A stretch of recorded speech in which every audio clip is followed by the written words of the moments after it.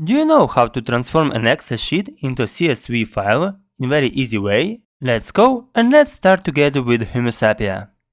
At the beginning, go to the file and choose Save As. We are going to change the name of the file to Beginner. Afterward, we'll need to choose the file format just below, where we will select the appropriate CSV file. The standard CSV, delimited format is typically the most widely used.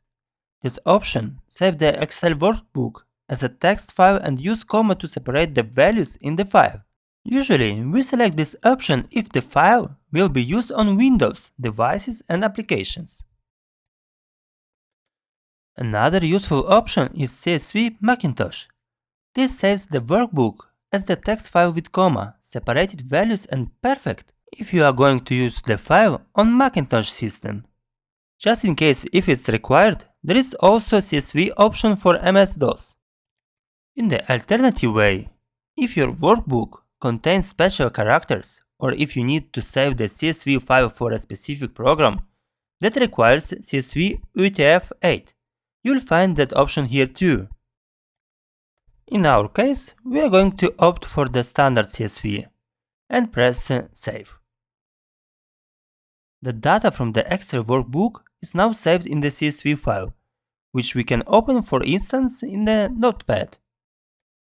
As we can see, the CSV file organizes the data in rows, with each value in a row separated by a delimiter.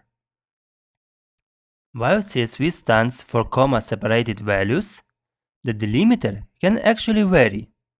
The most common delimiters include the comma or the semicolon, among others. In this case, the delimiter is the comma. Now comes the question, how you can convert the CSV file into Excel. Find the link below in the description. Guys, if you enjoyed the channel, let's grow together. Put your like and subscribe.